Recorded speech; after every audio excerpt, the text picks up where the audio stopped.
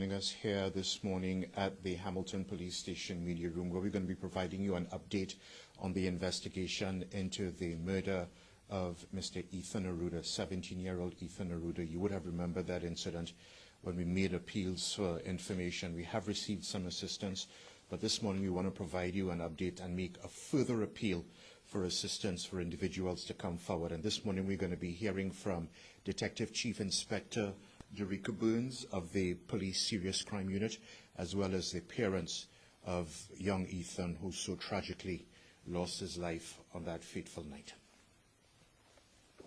Thank you, Gary. Good morning, everyone, and thank you for being here today. It has been 4 months since 17-year-old Ethan Arruda tragically passed away after he was stabbed at a residence at Devonshire Bay shortly after midnight on Sunday, the 27th of October, 2024. At the last press conference, we made an appeal for persons who were at the party to come forward. So far, the investigating team has interviewed approximately 50 persons, which resulted in 2 people being arrested. So I want to personally thank those witnesses and their families for coming forward. We know from the investigation that there were well over 100 people at that party that night. So there are still quite a few people that we haven't spoken to and who we believe have pertinent information that would assist with bringing this matter to a close. Today I am joined by Ethan's parents, and together we are urging people to speak up and tell us what they know. I want to stress that every piece of information, whether big or small, will help put together the pieces of this investigation. So again, this is another appeal for persons to come forward, contact us, so we can bring some closure to the family and to get justice for Ethan. Before I hand over to the parents, I just want to say that I have a preteen daughter. Some of you have children. We will never know what this family is going through. But what I do know is that if it happened to any of our children, we would want persons who knew something to come forward and do the right thing. So again, I am urging people to step up and be encouraged and come forward and tell us what you know. Anyone with information can contact me, 717-0921, or email at dburns@bps.bm. You can contact an officer who you know, another officer who you know and trust. There's Crime Stoppers hotline at 800-8477, or we have our online portal. So there are many avenues that you can use to contact us if you have any information. So we are asking for people to come forward. I'll now hand over to Ethan's parents and invite them to say a few words.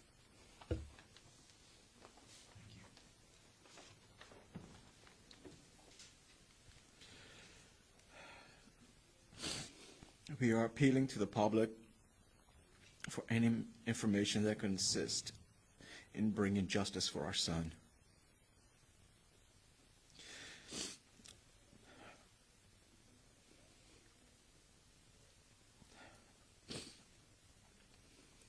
We are hoping that any potential witnesses who were in the area will step forward.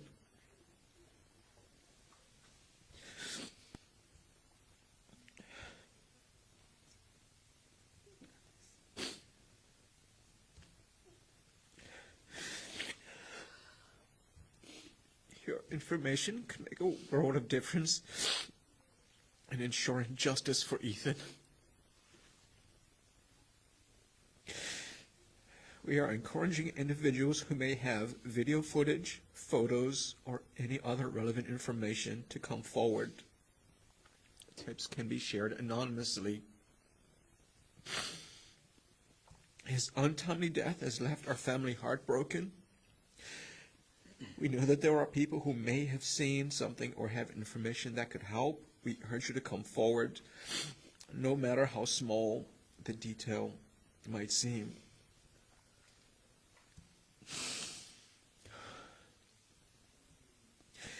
Ethan was a kind, loving, quiet, shy boy who had begun making significant and positive changes in his life. Ethan had a newfound dedication to self-improvement. He was on the path to achieving his dreams and creating a better future for himself. Ethan was starting to really thrive. He was focused, hopeful, and excited about the future. Over the last year, with a group of kids his age, he helped form a powerful support network to help one another to heal and grow. Kids who felt isolated and overwhelmed by their struggles to come together and realize they're not alone.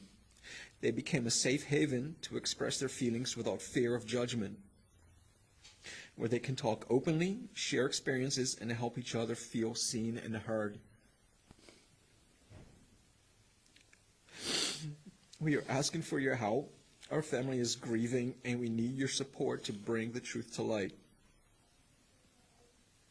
Please help us find peace and justice for Ethan.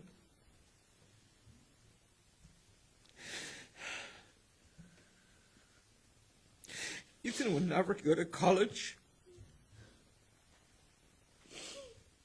He will never have a job. He will never get married. He will never have children. My wife and I will never have grandchildren from him. His brother will never have nephews or nieces.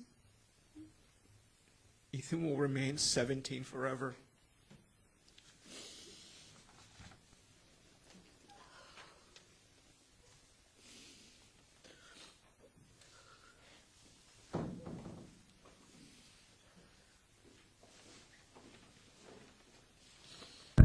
Members of the media, if you have any questions, we ask that you identify yourself before you ask your questions. Traveling to TNN News. What is making it so difficult for police to make a breakthrough in this case? Is it the behavior of our young people that have no heart, that they don't step forward to do what's the right thing, do the right thing? What I would say is that it's probably fear. That is a challenge that has been a part of our community for some time now. Fear stops people from coming forward. People are afraid, and I get it. But what I would say to these individuals is that there are avenues in our criminal justice system that would protect their identity, and there are certain legal things that we can do to prevent them from being in it. So I would just encourage those people to come forward. That's the first step, just having a conversation with us and just discussing next steps. But the first thing is to come forward. For over 100 people that were there, what type of description would you put up for those that might be responsible for that? Clothing, something that might catch one's attention that was there? Well, as I mentioned in the last press conference, I believe, it was a Halloween party. So there were a number of people that had on costumes. But from the information that we have received thus far is that the suspects had on black, dark clothing. That's all we know at this time. Masks of any type? And masks, but just a general mask, nothing in particular. But like I said, there's 100 people there. We know from our inquiries that people saw things that can sort of piece this together. So we're just asking people to come forward. Any other questions? Hi, good morning. Jasmine Patterson for Bermuda Broadcasting. So, Detective, with the 2 arrests made, are you able to give an age or, any description of who they are? I can give a description of who they are because they have not been charged, but they are 18 years old. Okay. Given that they haven't been charged, is there a reason for them not having charges laid against them? Right now, like I said, we're still conducting inquiries. It's insufficient to put them before the courts at this time. And again, we're just still asking for people to come forward and give information so that we can identify who did it and get to the bottom of it. And when were they arrested? Shortly after the incident, maybe a couple of days after the incident. Okay. So you say you're still trying to piece things together. Are you able to share any of the circumstances leading up to the fatal incident that could help with people coming forth with information you need? No, because we are still asking people to tell us what they know. We cannot give those fine details to the public at this time. We can't. Mm-hmm.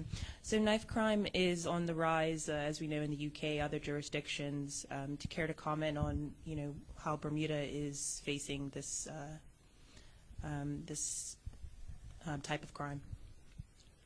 Sorry, say that again?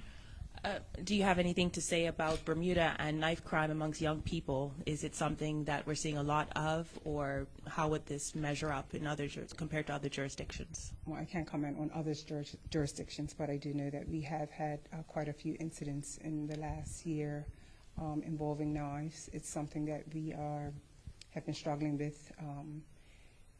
We are dealing with it the best way we can by charging people with possession of bladed articles and putting people before the courts for specific crimes.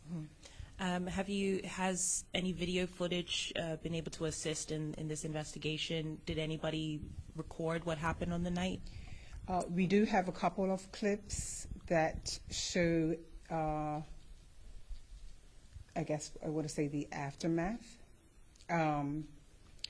We believe that there are other videos out there that show the actual incident or some sort of altercation taking place.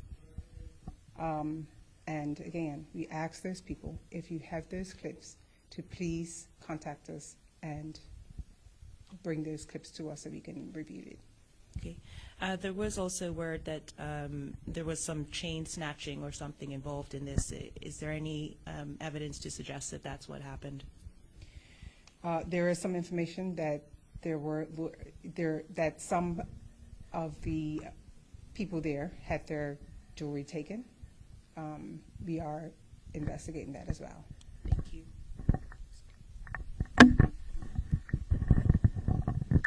One last question. Are you confident that you will make a breakthrough and bring these individuals to justice? Well, I hope so. I mean, I hope so, hopefully. I mean, I think that if we just get people to come forward and give those fine details of what we're looking for, then perhaps. But I'm optimistic. You're not confident. I'm optimistic. Thank you.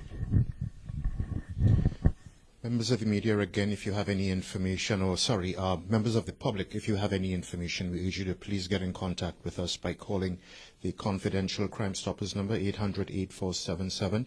You may also use the police reporting, community reporting portal, portal.police.bm, and of course, speak with a police officer whom you're comfortable speaking with, and help bring those responsible for Ethan's untimely passing to justice.